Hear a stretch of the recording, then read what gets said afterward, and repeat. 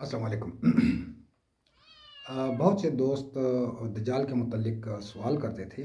तो पुराने दोस्तों को तो चूँकि मैं बता चुका था और वो इस कंसेप्ट पे पहुंच भी चुके थे, लेकिन जो नए दोस्त आते थे तो उनको फिर शुरू से बताना पड़ता था और ये बहुत लंबा टॉपिक है। तो मैंने ये सोचा कि यूट्यूब पे इसकी वीडियो बनाऊं और जो नए दोस्त आएँ तो वो इससे मुस्तफ़ीद हों।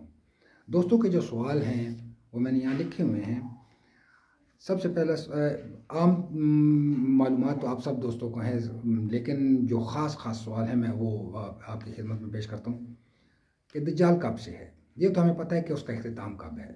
ईसा अलैहिस्सलाम तशरीफ़ लाएंगे और उसको ख़त्म कर देंगे, उसके इख्तिताम का तो हमें पता है, लेकिन ये कब से है इसका ये एक बड़ा अहम सवाल है जो दोस्त अक्सर पूछते हैं। दूसरा सवाल ये है कि दज्जाल कहाँ पे है। ये कैद है तो कहाँ पे कैद है, क्योंकि ये भी हमें सिर्फ हदीस शरीफ से ही पता चलेगा। तीसरा सवाल ये है कि चूँकि लेटेस्ट साइंटिफिक जो रिसर्च है उससे ये बात साबित हुई है कि इंसानी डीएनए की जो उम्र है वो 1000 साल है।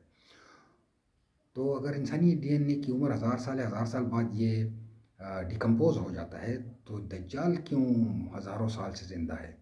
क्योंकि नबी करीम सल्लल्लाहु अलैहि वसल्लम की हदीस शरीफ है कि हर पैगंबर ने दज्जाल के फितने से पनाह मांगी है। तो जब हर पैगंबर ने दज्जाल के फितने से पनाह मांगे तो इसका मतलब है कि दज्जाल हर पैगंबर के दौर में मौजूद था। और पैगंबर की फिरासत से बईद है कि एक फितना मौजूद ना हो और पैगंबर उससे पनाह मांगे। तो इसका मतलब है कि आदम अलैहिस्सलाम से लेकर हजूर नबी करीम सल्लल्लाहु अलैहि वसल्लम तक जितने पैगंबर तशरीफ़ लाए हैं सब के दौर में दज्जाल मौजूद था। और इसकी उम्र 1000 साल से क्यों ज़्यादा है इस पर भी बात करेंगे इंशाल्लाह। दूसरी हदीस शरीफ है कि दज्जाल की मौत ख़ात्मा जो यह है इसी दुनिया में उसका ख़ात्मा है, उसके लिए आखिरत में कोई सज़ा नहीं है। क्यों? आखिर इतना बड़ा फितना है, दुनिया का सबसे बड़ा फितना जो है उसकी आखिरत में कोई सज़ा नहीं है, उसकी सिर्फ दुनिया में मौत है। ये क्यों? तीसरा, कुरान पाक में दज्जाल को जसद कहा गया है। जसद मतलब जिस्म, एक बेजान जिस्म।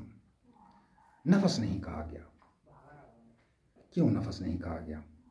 क्या दज्जाल एक मुर्दा है?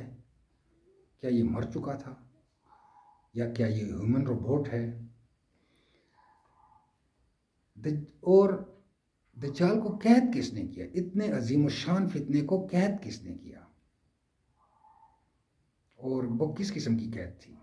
हज़रत तमीम दारी रज़ी अल्लाह तआला अन्हु जब दज्जाल से मिल के आए तो आपने फरमाया कि दज्जाल जंजीरों में जकड़ा हुआ था और दज्जाल बहुत लहीम शहीन था। तो एक और हदीस शरीफ में पता चलता है कि दज्जाल जो है उसकी कैद को इस किस्म की है कि वो आज़ाद तो है, यानी जकड़ा हुआ नहीं है, उछलता है और आसमान तक जाता है और फिर ज़मीन पर गिर जाता है। तो क्या ये जो हज़रत तमीम दारी ने जो दज्जाल को जंजीरों में जकड़ा हुआ देखा था, क्या ये सिंबॉलिक था या हकीकी था?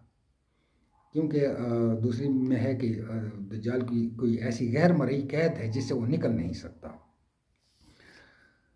दज्जाल को कैद किसने किया इसने इतने अजीम शान फितने को? और तीसरा कि दज्जाल जो है वो बड़ा लहीम शहीम था, जबकि हदीस शरीफ में हमें इसके मुतवसत जिसामत का पता चलता है। तो क्या ये कोई म्यूटेंट था जो अपनी जिसामत तब्दील कर लेता था? हदीस शरीफ में है कि दज्जाल के फितनों को जो समझ जाएगा वो दज्जाल के फितनों से बच जाएगा।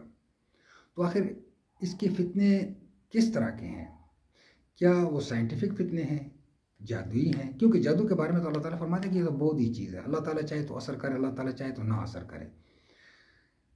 तो क्या इसके कुछ साइंटिफिक फितने थे? क्या ये साइंस की या अलूम साइंस सॉरी मैं साइंस कह गया, क्या अलूम की उन शाखों पे भी इसका अबूर था जिस तक इस वक्त ये हमारी जो तरक्की है, इल्मी तरक्की है, ये वहाँ तक नहीं पहुँच सकी, या हमारे साइंसी अलूम अभी उस हद तक नहीं पहुँच सके? क्या इसके पास इस किस्म के साइंसी अलूम थे? क्या वो अब भी मौजूद हैं वो साइंसी अलूम?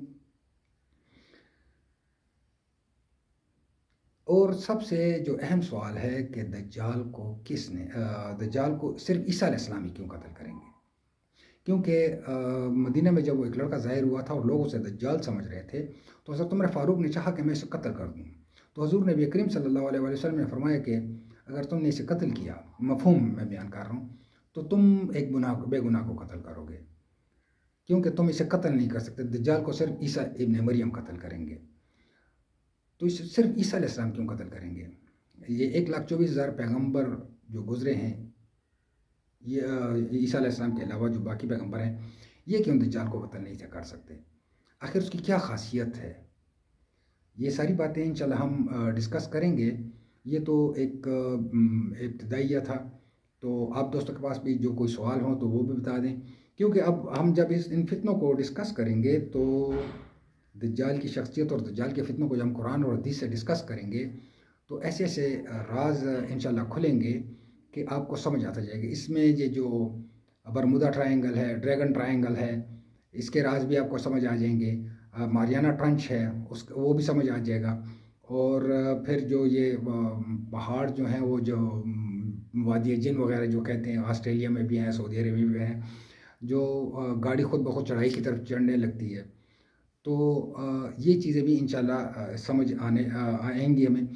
हाँ, दूसरा यूएफओज़, दज्जाल के इन फितनों से यूएफओज़ का बहुत बड़ा ताल्लुक़ है।